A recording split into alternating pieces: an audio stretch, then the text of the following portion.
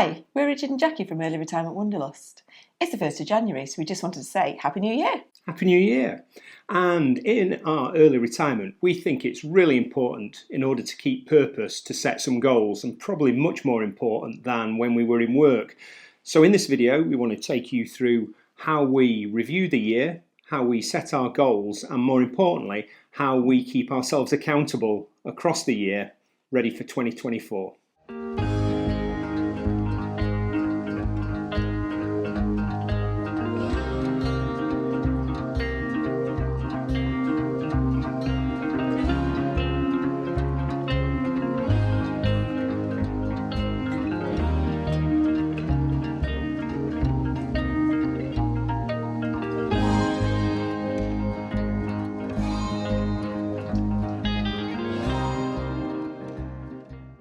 So some of the concerns people have expressed to us over the past year is how they could deal with their sense of loss of identity in early retirement and a lack of purpose in their lives.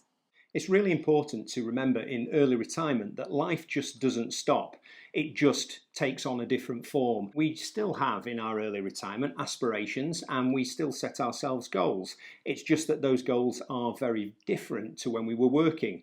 So it's actually a nice position to be in because we can actually set ourselves some aspirations and some goals that are based around us rather than what our jobs entailed or what our jobs demanded all those years ago. In this video, we want to take you through why we think goal setting is really important.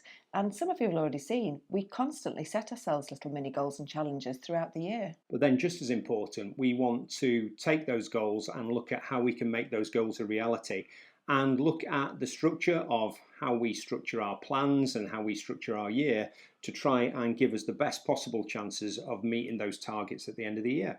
What you will see is that Richard and myself do it in very different ways. And that's okay, because we are definitely, as a couple, at two ends of the spectrum. I am at the ultra planning, I have to have everything written down, I have to have a structure, I have to know exactly what I'm doing over the course of the year. And I have long-term goals and I do think about them, but I'm not as structured in how I set them down. I certainly don't write them down in lots of detail. So what we're hoping to do is to show you a happy medium between the two, and hopefully somewhere on that spectrum you'll fit and you'll find a way to set yourself goals over the course of the coming year. We definitely all need some kind of direction in our lives, and goals do give us that. When I was working, actually, I didn't particularly set goals because that's the way I am. I just used to go with the flow and everything would be okay. But in my early retirement, I've found that I definitely need to have that structure to know what I'm actually wanting to achieve. Otherwise, I just would drift away all of our early retirement, which I really don't want to do. It's important to remember as we move into early retirement that our identity is way more than what our job role was. So even though I'm not working now, I still have career aspirations and I want to improve myself in that area. I still have relationship goals. I still want to improve my health and keep enhancing my health. And I still want to learn, so I want to develop myself as a person. Everyone needs a little bit of challenge in their lives. Challenge gives you that little bit of stress and it gives you a little bit of purpose to do things. For me, one of the challenges that I did was setting myself a target of doing 4 Everests in a year. Lots of people will know I've done that. And I constantly have to revisit, am I on target for achieving that challenge? Will I get there by December? Actually, this year I haven't, but I've not missed it by much. A little bit of theory behind that is Parkinson's law. I love Parkinson's law because it says that a job expands to fill the time available. So if Jackie had decided to do 4 Everests whenever, then that would have just gone on and on and on. But to try and do that in 2023, there was a real end goal in mind, and you managed to get the job done. I did. I broke it down into 3-month parts. Had I done my Everest every 3 months? Another little bit of theory is that we all need our own North Star in life. So we need to know roughly the direction that we're going. Now, we're not ever going to be able to map out our life exactly how we want because life just gets in the way. Life keeps on coming and life keeps on throwing us curveballs. But if we've got that idea, we can let life batter us and push us around as much as we want, but we can always make sure we're pointing in the right direction. Another thing that Stephen Covey talked about was in life we all generally work really, really hard, and that's just the same in early retirement. And we're always trying to climb that ladder, but what Covey says is the worry is that you get to the top of the ladder and then you realize the ladder is pointing against the wrong wall. So the North Star and having to think about where you want your life going is really important, because it allows you to focus on the important things in life. So, over the last couple of years, we've set ourselves some enormous targets.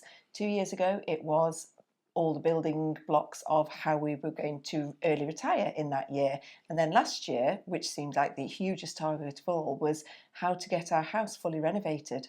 And we hadn't got a clue, because as you can see from our previous videos, we were complete novices when it came to all things renovation. So the only way we could tackle that lofty year-long goal was to break it down into small chunks, and that started with something as simple as finding a builder.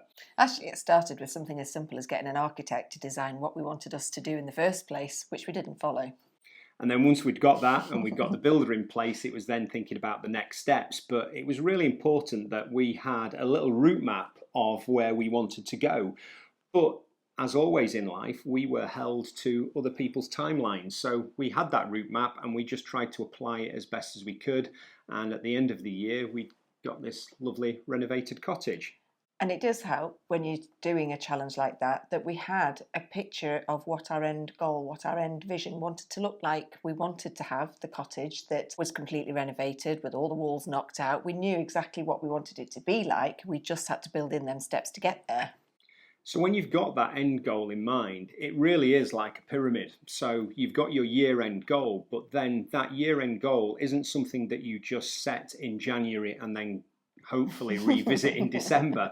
We try and build a structure so that we have regular review points. So we worked on quarterly systems just because it worked really well with the building guys, and we had a rough idea of where we were wanting to be each quarter throughout the year. And then once we've gone down through the quarters, it actually permeates down to a weekly basis of what you want to get done. And then actually, for me, those goals actually permeate all the way down to your daily actions as to what you want to try and get done. So that might be just as simple as giving the kitchen fitter a call to see where he is, or it might be booking an electrician in. But those small tasks all add up to meet that main goal at the top of the pyramid. And actually, we got there ahead of time. We did, miraculously.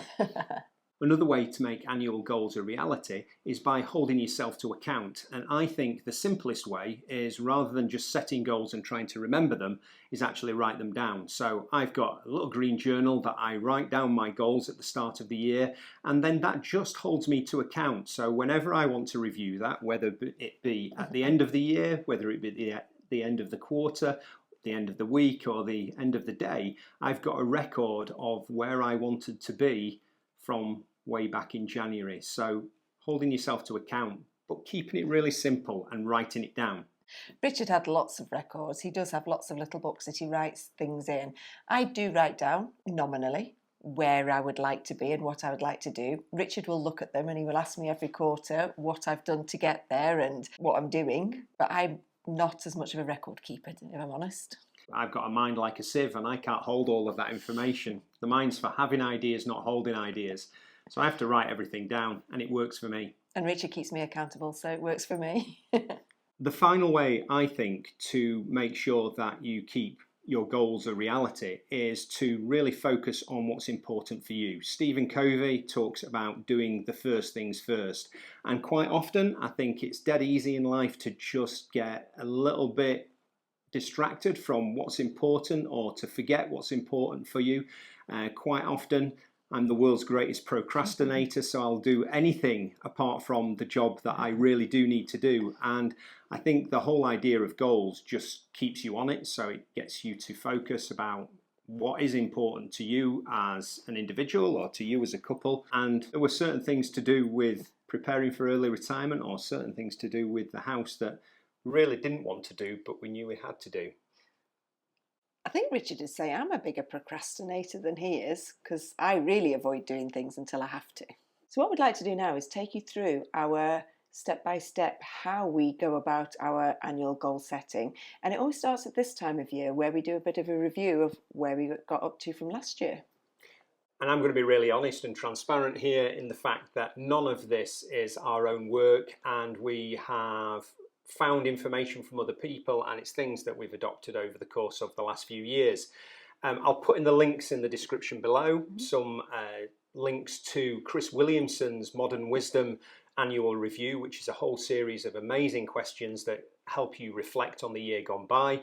And I'll also put a link to Mel Robbins' podcast that's just come out recently that takes you through a step-by-step process as well for reviewing the year.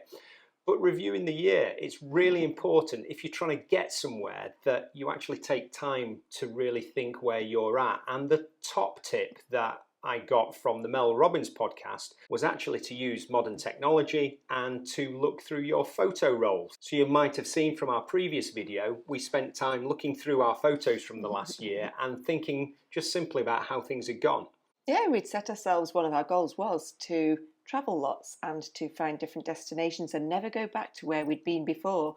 And it was just so lovely looking through all of the different photos to see, yes, we'd achieved that goal, and wow, what an amazing year we'd had.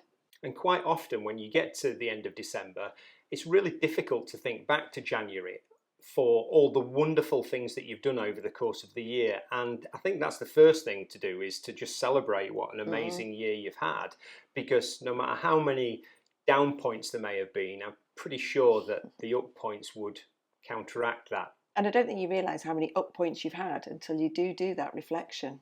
So the next step in the annual review, after all of that wonderfulness and positivity and looking back through your memories, is to actually think about some of the areas that perhaps didn't go quite as planned and the reasons why they didn't go as planned, and if there's any learning points that we can actually draw out of that, because that's going to inform what you do for the following year.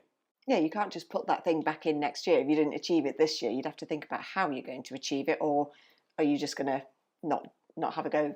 So for example, within our house renovations, we set out with high hopes over the course of the year to do the entire house and also the garden before the end of the year. And lack of motivation was probably the biggest thing that came in our way for that. We'd got so tired doing the house renovations. We went away travelling. When we came back, the weather was just pretty abysmal for most of the summer. And that, and the fact that we were just so, fed up of doing all of the renovations, we decided to put it on hold. That's not to say we're not going to achieve that target eventually.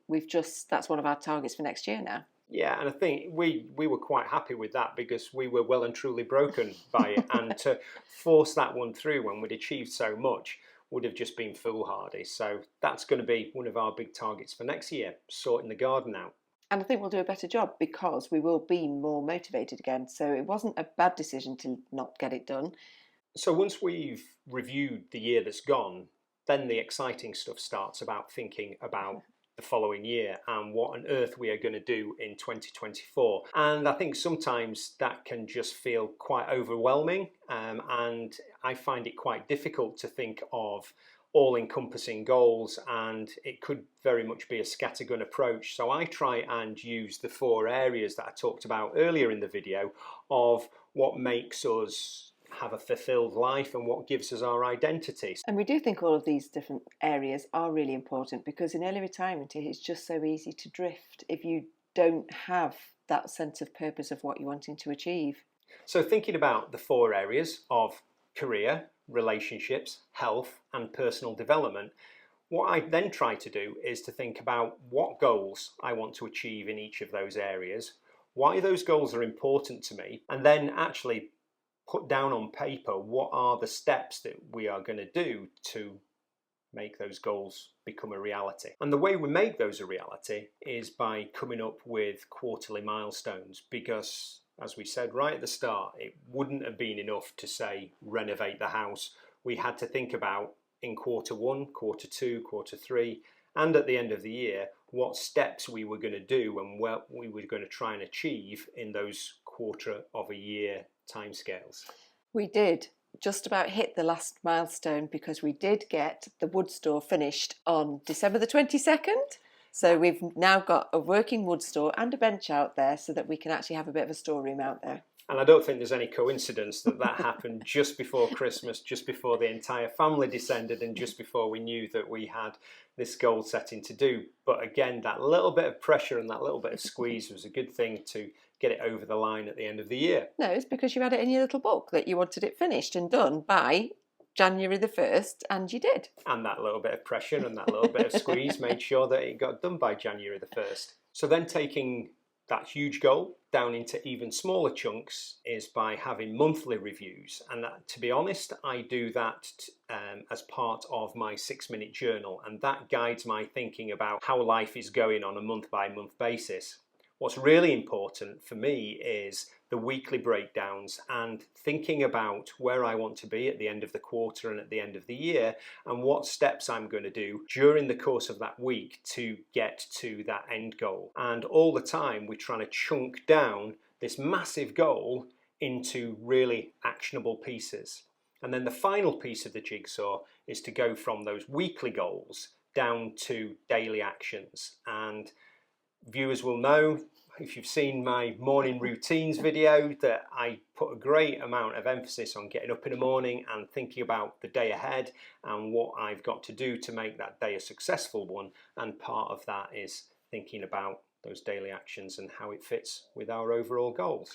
And that's where me and you do differ. I will look at the quarterly goals and I will think about whether I've achieved the targets that I'd set, and I will also probably look at them monthly, but I don't go down to the daily and weekly looking at it, unless it's something that we both want to do. But I think you're doing yourself a disservice, because you're like really good at holding that information in your head and balancing that information, whereas I just can't do that, and I need that regular reminder of going back to my journal page or going back to what I set out to do at the start of the day, and at the end of the day, when I finish my 6-minute journal, I'm still ticking things off of what I set out to do at the start of the day. And if they weren't written down, for me, I have a real issue with remembering it. So it works for me, whereas you manage to hold that information much better. And it's also not a bad thing. I would not be able to keep up with your routine. I just would not keep up the 6-minute diary, but that's not a bad thing. That's just the way we're different, isn't it? Yeah, and I think that's probably one of the big things that we want to get out of this video, is that goal setting has to be an entirely individual thing, and it has to work for you. Yeah, we both definitely have goals. We both definitely break them down, and we try to achieve them as much as we can, but it's just how we get there is different, and that's okay. Hopefully this has given you a bit of an insight into how and why we set goals every year. And in our next video, what's really exciting is that we haven't actually done this yet. We're at the end of the year and we've got to go through this process. And it is really exciting because we've got no idea what's going to go down on that piece of paper, or in Jackie's case, what's going to go on in her head. But yeah, we're going to hopefully share with you some of our goals and aspirations for next year and how we actually got there. Yeah, we've reviewed or started to review, and it's really exciting, like we said at the beginning, looking back on what we've achieved from last year, and yeah, excited to think what we want to achieve next year and where we'll go and what we'll do. So maybe if you've got the opportunity over the course of the next few days, have a think about some of the exercises that we've sort of described and see if you fancy doing that yourself, and then join us in our next video when we'll share with you some of the goals that have come out of that process for us. So that's it. Bye. See you later.